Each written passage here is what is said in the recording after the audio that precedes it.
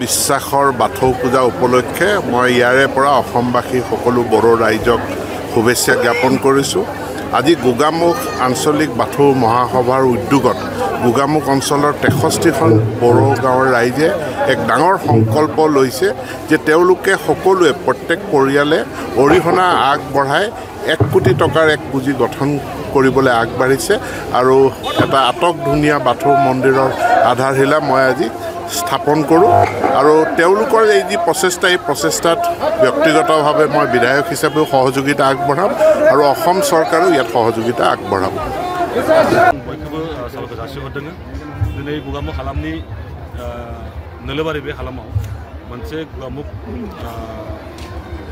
बियाब दुलाराय बाथौ गौथुमनि थानसालि बे थानसालियाव जोङो दिनै गोथार मंगलबार नैथि मंगलबार सानाव मोनसे सिबिनायजों लोगोसेयैनो दिनै बेसेबा बोसोर जों नायजानायनि उनाव दिनै जोङो मोनसे मोजां मोनसे थानसालि लुनो हायाखैमोन। बेखौनो मिंमा हालामनि बाथौआरि सिबियारिफोरजों आरो जोंनि माखासे गोरों गोराफोरखौ लानानै जों सावरायलायदों। एसेबां बोसोर रायजो जानायनि उनावबो जों दिनै बेहाय मोजां मोनसे थानसालि लुनो हायाखै बाथौ मन्दिर। दा बेखौनो सावरायनायनि गेजेरजों बानायदों। बे थांनाय बोसोरावनो जों मोनसे थांखि लादोंमोन। बे हिसाबै 7 बोसोर थांबाय आरो 2 बोसोर दंबावो। बे 2 बोसोरनि गेजेरावनो जोङो मोनसे मोजां बाथौ थानसालि जोङो लुनो सानदों आरो बेखौ गासै रायजो राजा सावरायनायनि गेजेराव दिनै जोङो मोनसे न'खराव बा गंसे न'खराव जोङो रां खांनाय जादों 3,600 बेबायदि आरो लोगोसेयैनो गोबां दैदेनगिरिफ्रा गोबां साननो हागिरि बा रां रुफा गोनां मानसिफोरा दिनै रां अनसुंथाइ होनो आखायाव लादों। बेबायदि जों 1 कोटिनि बाजेट लादों। बे 1 कोटिनि गेजेरजों जों बे थानसालिखौ लुफुंनो लादों। बेहाय जों आसा खालामगोन गासै रायजो राजाफ्रा जोंखौ सहाय होयो, हेफाजाब होयो। गासै बाथौआरि सिबियारिफ्रा, गासै बर' सुबुंफोरा, गासै बर' सुबुंनि अनगायैबो जों गुबुनावबो जोङो हांख्रायगोन बिथांमोनखौबो जाहाथे जोंनि बे थानसालिखौ लुफुंनायाव बयबो हेफाजाब होयो। जों सानो बे थानसालिनि गेजेरजों मोजां मोनसे थासारि लाबोनो हायो। मिंमा हालामाव जोंनि जोलैफोरखौ जों मोजां मोनसे आध्यात्मिक बा मोनसे सिबिनायनि गेजेरजों जोङो मोजां लाबोनो हायो नामा बेखौ जों आसा खालामदों। लोगोसे बेनि लोगोसेयैनो जोङो बाथौ धोरोमखौ मोजां मोनसे थासारियाव लांनानै बे बाथौ धोरोमनि गेजेरजों बर' हारिखौ बोरै थांना थानांगौ बेनि गासै मोन्थोरखौ बा बेनि थासारिखौ जों होलांनो हायो नामा बेनि सिन्थाखौ जों खालामनाय जादों।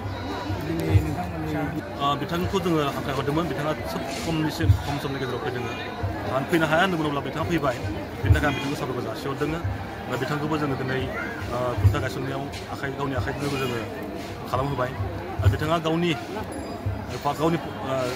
पकेटनिफ्रायनो 1 लाख दान होगोन होननानै बुंबाय। लोगोसेयैनो जोंनि कनस्ट्राक्सन कमिटिया जुदि नागिरोब्ला सरकारि भाबै बिथाङा हेफाजाब होगोन होनना बुंदों। बेखौ जोङो कनस्ट्राक्सन कमिटिनि गेजेराव सावरायनायनि गेजेरजों जों बे हाबाफारिखौ जों मावफुंलांगोन। बिथांनि सहायखौ जोङो खोब मोजाङै गोजोनै हांख्रायो।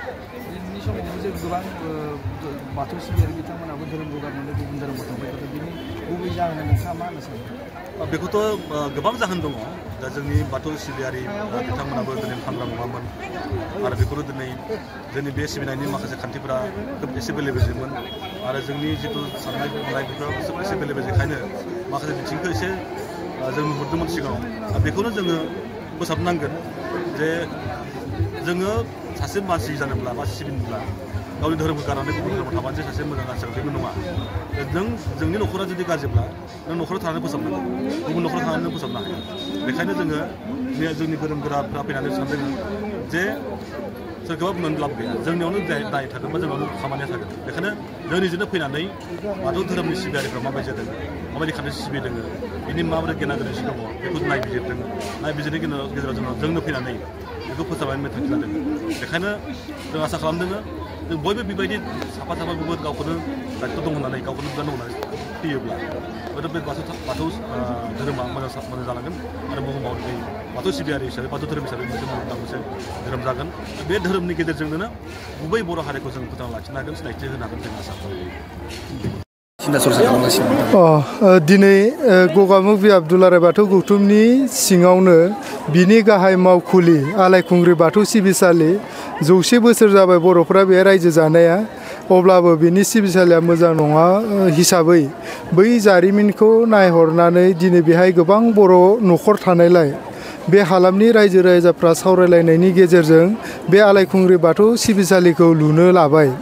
दिनै गोथार बाथौ सान बे गोथार बाथौ सानखालि फुं समनिफ्रायनो आर'ज खालामनायनि उनाव फिरफिला बिरहोनाय आरो गोजोन साइकेल हान्जा सुरनाय दङ बेयो दा गासिबो सफैजोब्बाय बिनि गेजेरजोंनो इदिनखालिनो जोङो बे आलायखुंग्रि बाथौ सिबिसालि लुनायनि गिबि खुन्थाखौ गायसनजेननो होननानै 1 बोसोरनि सिगां जोङो थांखि लानाय जादोंमोन आरो बे 1 बोसोरनि सिगां थांखि लानायखौ दिनै एसेबां रायजोफोरनि गेजेरनियाव दिनै गायसननो मोननानै लुफुं आफादनि गाहाय नेहाथारि जानानै आङो जोबोद मोजां मोनदों बेहाय जोङो गासैबो रायजो राजाफोरनिफ्राय बोसोन लादों बिबुंथि लादों ओरैबायदि मोनसे सिबिसालि लुनो नागिरदों जाय सिबिसालियाव माने गोजौ गाहाय थाखो मोननै जागोन बेहाय नुदों बेहाय गासै 14 फुट स्कार्टनि बारा जागोन माने एसे बारायनायजों खमसे खम ग्राउन्ड लेभेलाव 9000 स्क्वायर फिट आरो गोजौ लेभेलावबो बेबायदिनो 7000 स्क्वायर फिट जाबाय गाहाय लेभेलाव जोंना कनफारेन्स हल थागोन मिउजियाम थागोन आरो अफिस थागोन आरो जों बेहाय लाइब्रेरिबो दोनफानो नागिरदों आरो बेनिफ्राय गोजौ लेभेलाव आर'ज गाबग्रा थागोन आर'ज खालामग्रा सिबिसालिया थागोन आरो बे एसेबां गिदिर मोनसे थांखिखौ जोङो सासे सानै मानसिया साननानै दिहुननो हायाबा मावफुंनोबो हाया बेनिखायनो जों गोबां गोरों गोरानाव एडभाइस लानायाव जों मोनबाय गासिबो जोंखौ सापर्ट खालामदों बर' बाथौ सिबियारिफोरनि अनगायै बर'फोरावनो गुबुन धोरोम सिबियारिफोर दं बिथांमोनाबो जोंखौ सापर्ट खालामदों लुनांगौ लुथारनांगौ होननानै जोंखौ सापर्ट होदों आरो जों बर'नि अनगायै गुबुनफोरनावबो जोङो नुजाहैदोंमोन खावलायदोंमोन जों इदि सिबिसालि लुनो नागिरदों होननानै बुंनायाव नोंसोर जागायग्रो खामानिखौ जागायग्रो जोङो जि हायो सिमेन्ट बेग 4 बेग बा जि हायो जों बेबायदि अनसुंथाइ हरगोन होननानै दा बेनिखायनो बेखिनि माखासे गिदिर थांखिखौ दिनै मावफुंनो लानाया जोंनि मोनसे जेनेरेसननि थाखाय इयुन जेनेरेसननि थाखाय मोनसे मोजां बिदिन्थि जानानै थागोन दिनै जोङो गुबुन हारिनि धोरोमफोरखौ नायोब्ला नुयो दिनै ताजमहलखौ 1600 मायथाइयाव लुनाय जादोंमोन दिनैबो बिनि समायना महरा दङ नङा होनबा बिनि लुगिरि सानखांगिरिफ्रा माब्लाबानो रुंसारि जालांबाय दा जोंनियाबो नैबे आलायखुंग्रि बाथौ सिबिसालि लुनाया बोसोरसे बोसोरनैनि नङा बियो जोंना 200-300 बोसोर थाथारनांगोन आरो बियो 200-300 बोसोरनि सिगां जुदि बेनिख्रुइ साबसिन जोंहा सोरबा बाथौ सिबियारिफोर फैयोब्ला लुहैबावनो हागोन आरो बे जायगानि अनगायैबो जों गुबुन जायगाफ्रावबो लुनो हागोन बे आरो दा जोङो जागायदोंसो खामानिखौ